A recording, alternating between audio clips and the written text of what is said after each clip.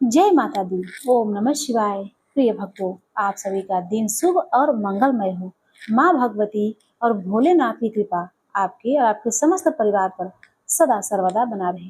प्रिय भक्तों, आज आप सुनने जा रहे हैं चैत्र मास कथा अध्याय 18, जिसमें आप सभी भक्त लोग बड़े ही प्रसन्न चित्त मन से देवी भागवत महापुराण की कथाएं सुन रहे हैं। तो चलिए प्रिय भक्तों, आज की कथा का शुभारंभ करते हैं।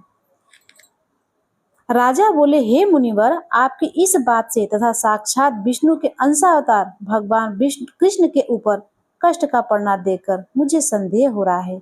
भगवान विष्णु के अंश से उत्पन्न श्री कृष्ण अपरिमिति प्रताप से संपन्न थे, फिर भी भगवान के उस पुत्र का प्रसव गृह से हरण कैसे संभव हुआ? वह दैत्य संभरासुर चारों ओर से भली भांति सुरक्षित रमणीय नगर के अत्यंत गुप्त स्थान में अवस्थित प्रसव गृह में प्रवेश करके उस बालक को कैसे उठा ले गया? यह बड़ी विचित्र तथा अद्भुत बात है कि भगवान श्री कृष्ण भी इसे नहीं जान पाए। हे सत्यवती नंदन, मेरे मन में इस बात को लेकर महान आश्चर्य उत्पन्न हो रहा है। हे ब्राह्मण, वहां द्वारिकापुरी में वासुदेव श्री कृष्ण के विद्यमान रहते हुए भी सूतिका गृह से बच्चे के हरण की जानकारी उन्हें नहीं हो सकी। मुझे इसका कारण बताइए।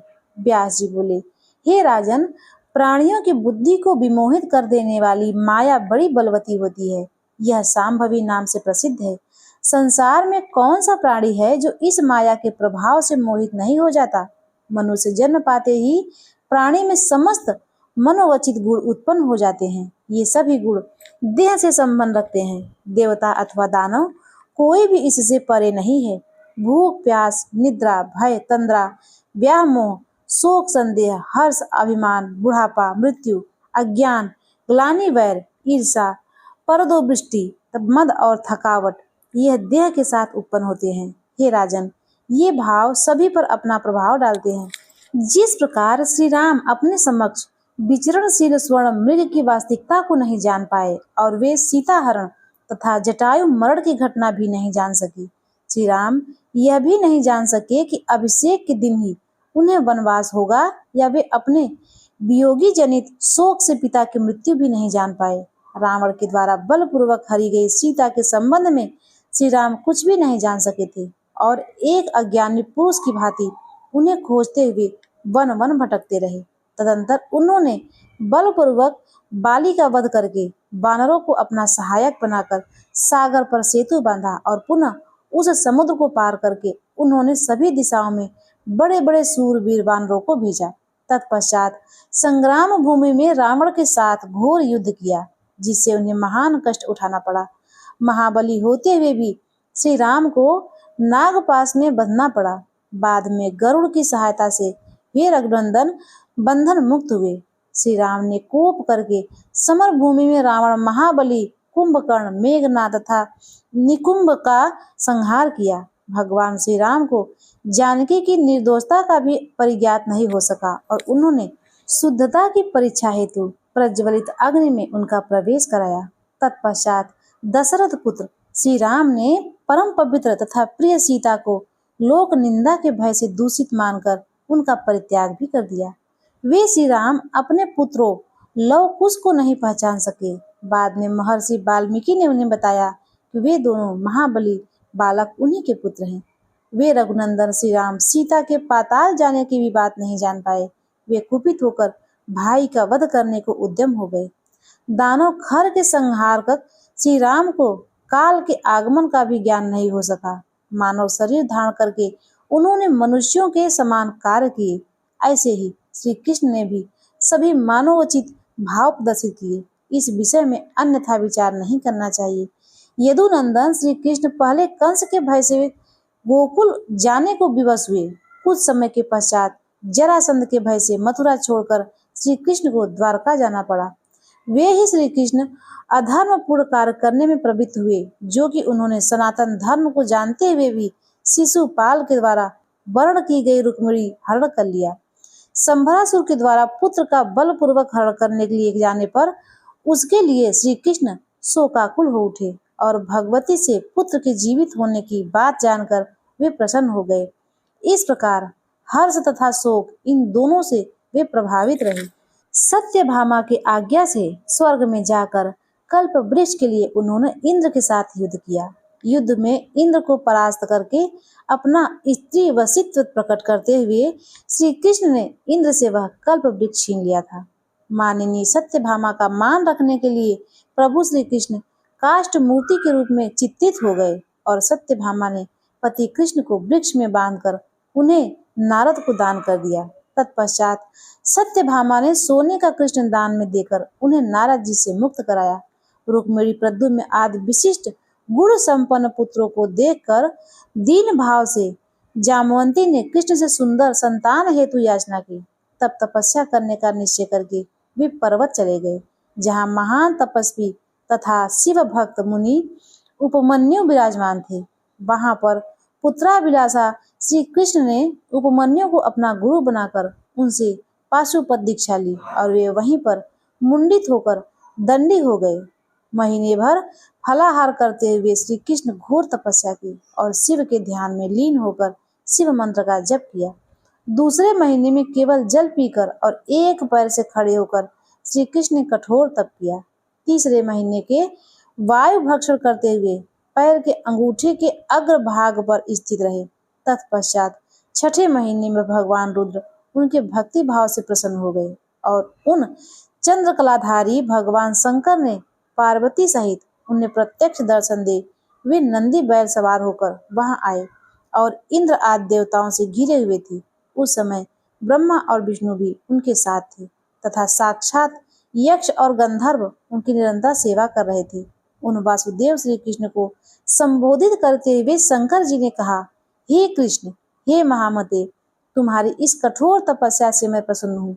अतः हे यादव नंदन, तुम अपने वांछित मनोरथ बताओ, मैं उन्हें दूंगा। सभी मनोरथों को पूर्ण करने वाले मुझ शिव का दर्शन हो जाने पर कोई भी कामना शेष नहीं रह जाती। व्यास जी बोले, उन भगवान शंकर को प्रसन्न देकर देवकी नंदन श्री कृष्ण प्रेम पूर्वक उनके चरणों में दंड की भांति गिर पड़े। तदंतर देवेश्वर सनातन श्री कृष्ण शंकर जी के सम्मुख खड़े होकर मेघ सदृश गंभीर वाणी में उनकी स्तुति करने लगी। श्री कृष्ण बोले, हे देवदेव, हे जगन्नाथ, हे सभी प्राणियों के कष्ट के विनाशक, हे विश्वेश्वर, हे दैत्य मर्दन, हे त्रिलोक कारक, आपको नमस्कार है। हे नीलकंठ, आपको नमस्कार है। आप त्रिशूलधारी को बार बार नमस्कार है। दक्ष के यज्ञ का विध्वंस करने वाले आप पार्वती वल्लभ को नमस्कार है। हे सुब्रत, आपके दर्शन से मैं धन्य तथा कृत्य कृत्य हो गया। आपके चरण कमलों का नमन करके मेरा जन्म सफल हो गया। हे जगत गुरु, इस संसार में आकर मैं स्त्री रूपी बंधनों में आबद्ध हो गया हूँ। हे त्रिलोचन, अपनी रक्षा के लिए आज मैं आपकी शरण में आया हूँ। हे दुखनाशक, मानव जन्म पाकर मैं बहुत खिन्न हो गया हूँ। हे भव शरण में आए हुए तथा सांसारिक दुखों से भयभीत मुझे दीन की इस समय आप रक्षा कीजिए। हे मदमादन, मैंने गर्भ में रहकर बहुत कष्ट पाया। जन्म काल से ही गोकुल में रहते हुए मुझे कंस से भयभीत रहना पड़ा। तत्पश्चात नंद के यहाँ मुझे गोपालन का कार्य करना पड़ा और गाय के खुर से उड़ी हुई धूल से धूसरित केश पास वाला होकर घने वृंदावन में इधर उधर विचरता हुआ मैं ग्वालों की आज्ञा का पालन करने को विवश हुआ। हे विभो, उसके बाद म्लेच्छराज कालवयन के भय से संत्रस्त होकर मथुरा जैसी दुर्लभ तथा शुभ पैतृक भूमि छोड़कर मुझे द्वारकापुरी चले आना पड़ा।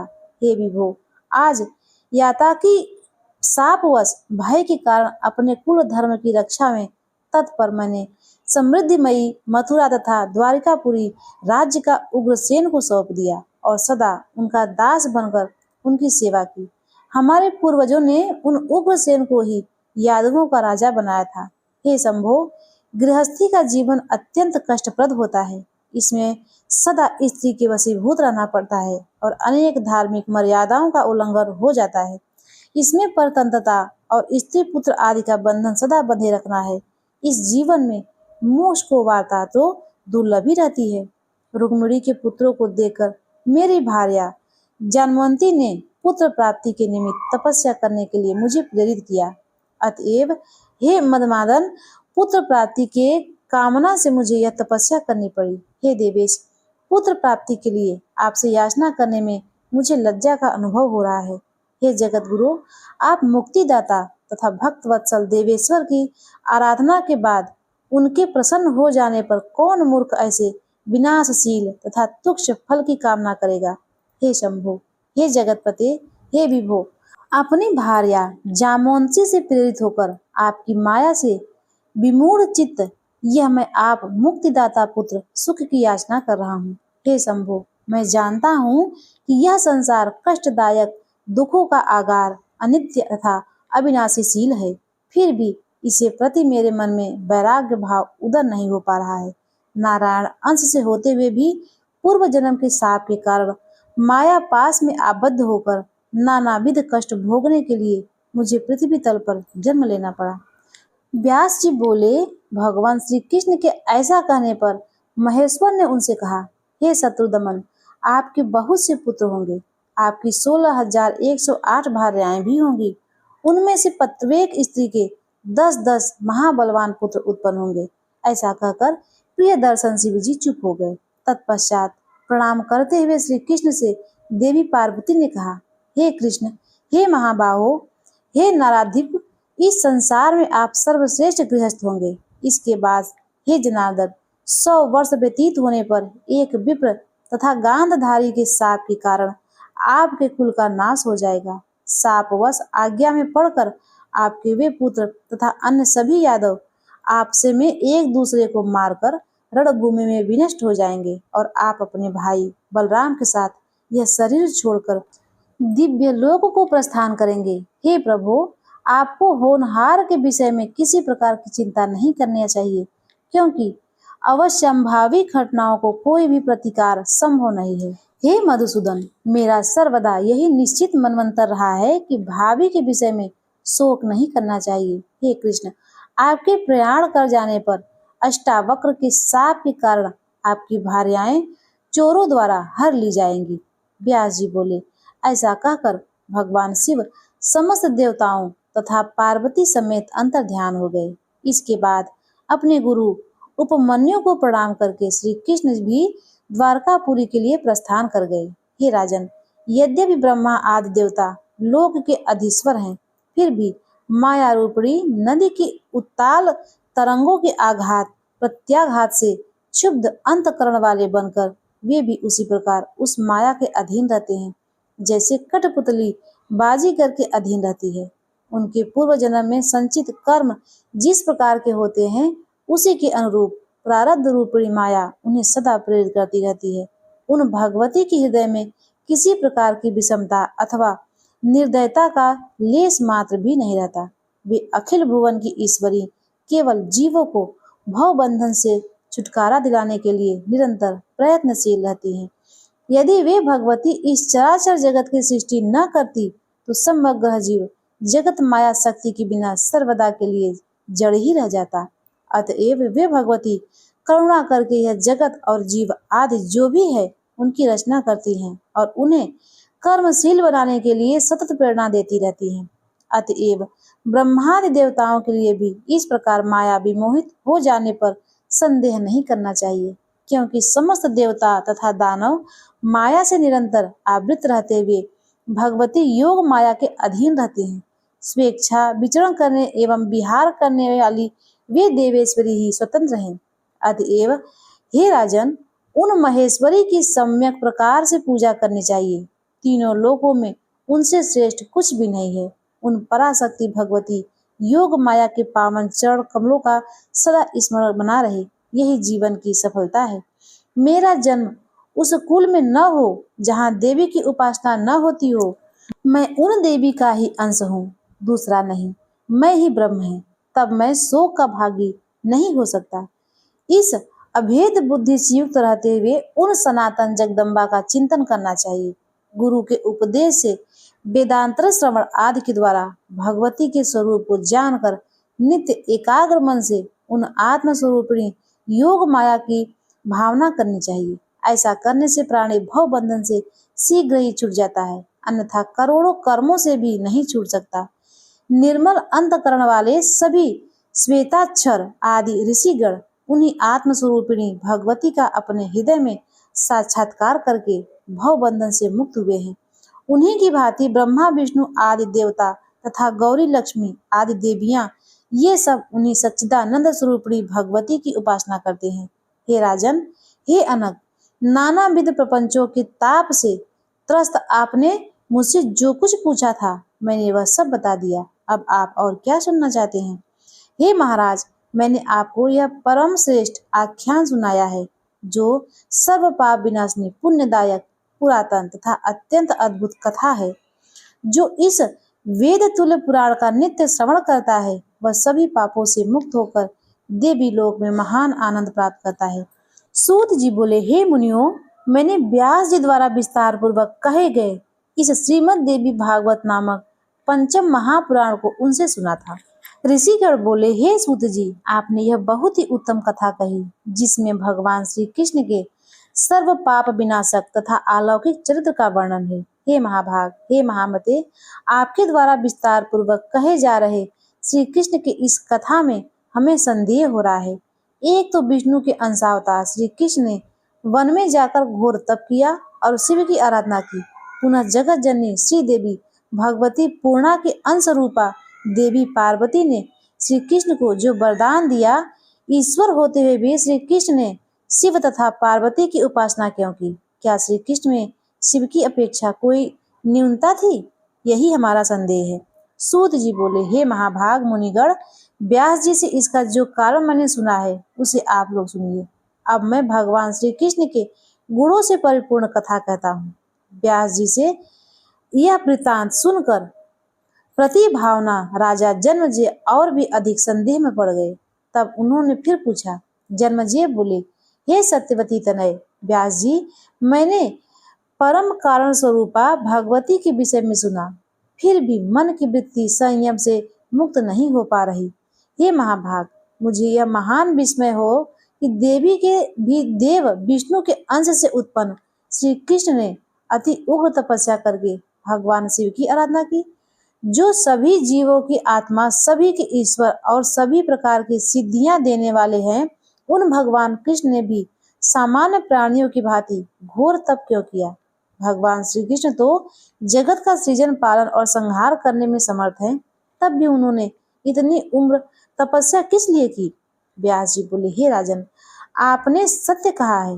दैत्य दमन भगवान वासुदेव देवताओं के सभी कार्य करने में समर्थ हैं, फिर भी उन परमेश्वर श्री कृष्ण ने मानव देह धारण करने के कारण वर्णाश्रम धर्म के संबंधित मानवोचित कार्य संपादित किए थे।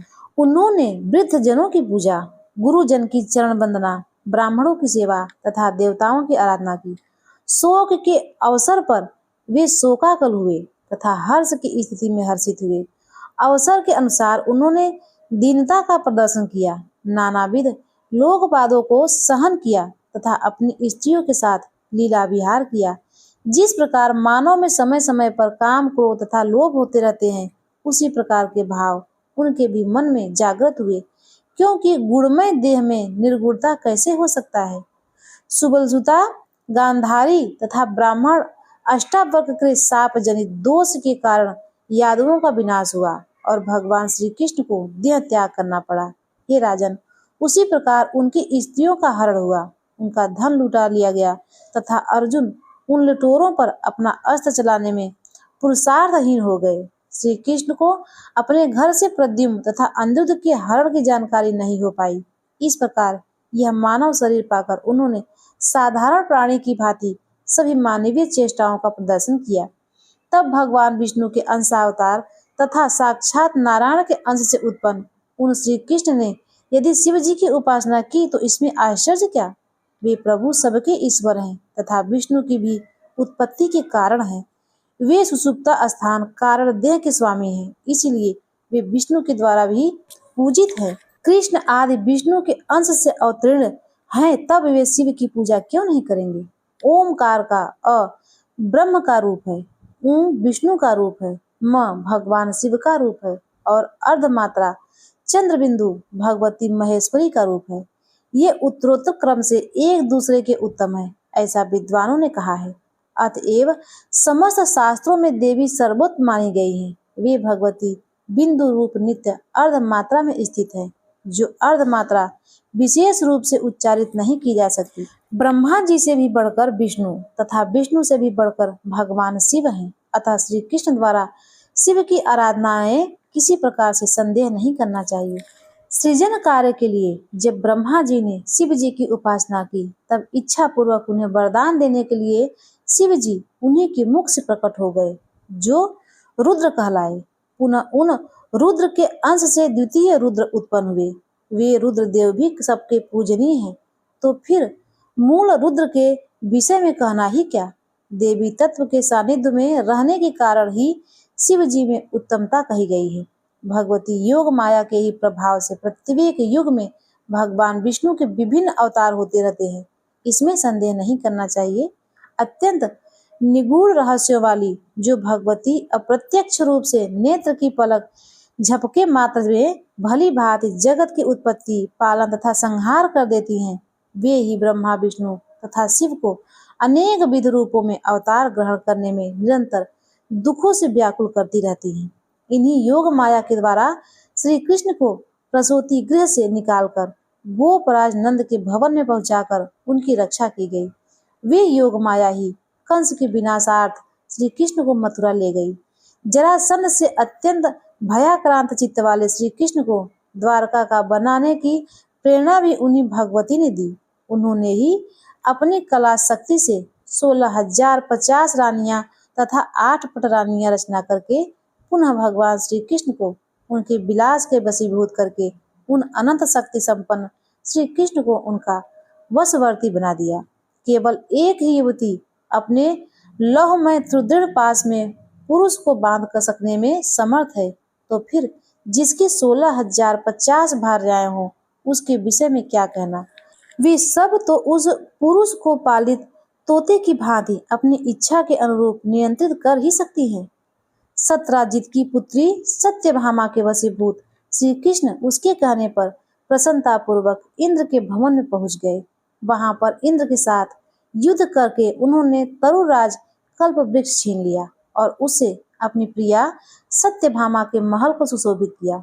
समस्त धार्मिक अनुष्ठानों को विधि पूर्वक करने की इच्छा वाले भगवान श्री कृष्ण ने शिशुपाल आदि वीरों को जीतकर पूर्वतः भाग्यदत्ता रुक्मिणी का हरण कर लिया और अपने बल के प्रभाव से उन्हें अपनी धर्म पत्नी के रूप में ग्रहण किया।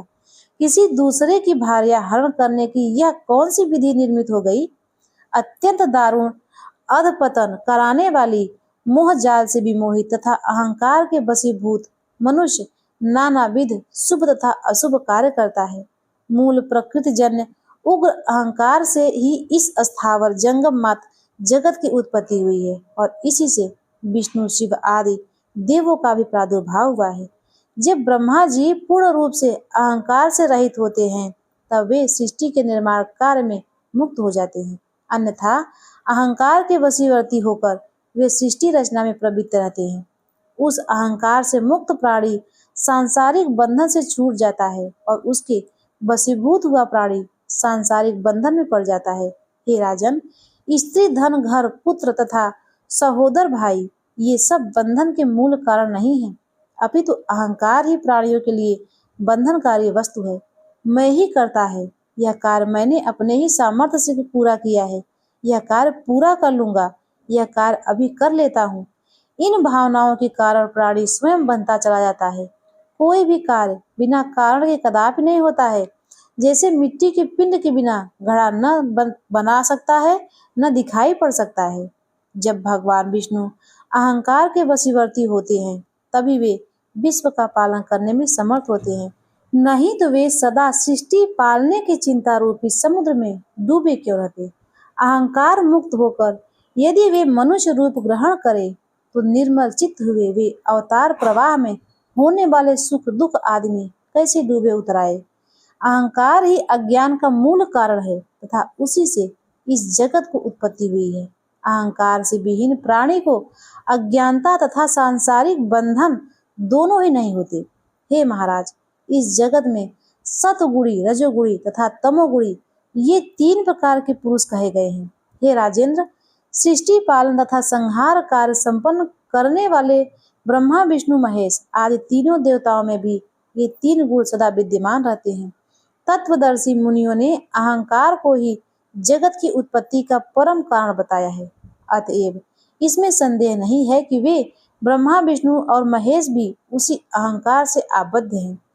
माया से विमोहित मंद बुद्धि वाले कुछ मनीषी कहते हैं कि भगवान विष्णु अपनी इच्छा से नानाविध अवतार ग्रहण करते हैं, किंतु जब कोई मंदमती प्राणी भी अतिशय सुखप्रद गर्भ में निवास करना पसंद नहीं करता, तो फिर सर्व विद्या संपन्न वे चक्रधारी भगवान विष्णु अवतार ग्रहण करना क्यों चाहेंगे। कुछ लोग कहते हैं कि भगवान विष्णु अपनी इच्छा से कौशल्या तथा देवकी के मल मूत्र से परिपूर्ण गर्भ में आए थे, किंतु वैकुंठ भवन छोड़कर करोड़ों चिंताओं के आगार विष तुल्य दुखदायक गर्भवास में आने से उन्हें कौन सा सुख प्राप्त हुआ होगा। जब साधारण प्राणी भी तपस्या करके विविध प्रकार के यज्ञ संपन्न करके तथा नाना प्रकार के दान देकर अत्यंत दुखद गर्भवास नहीं चाहते, तब यदि भगवान विष्णु स्वतंत्र होते तो उस गर्भवास को क्यों चाहते। यदि वे अपने वश में होते तो गर्भवास के प्रति उनकी रुचि क्यों होती। अतः हे महाराज, आप यह जान लीजिए कि ब्रह्मा से लेकर तीर्ण पर्यंत संपूर्ण जगत, सभी देव मानव तथा पशु पक्षी योग माया आदि शक्ति भगवती के वश में है। मकड़ी से तंतु जाल में फंसे कीड़ की भांति ब्रह्मा विष्णु तथा महेश आदि ये सभी देव उन भगवती की लीला से माया रूपी बंधन में पड़ जाते हैं और आवागमन चक्र में भ्रमण करते रहते हैं। प्रिय भक्तों, आज के अध्याय में बस इतना ही। इसके आगे का वृत्तांत आप सभी भक्त लोग अगले अध्याय में जरूर सुनिएगा। अब आइए सुनते हैं श्री दुर्गा चालीसा का पाठ।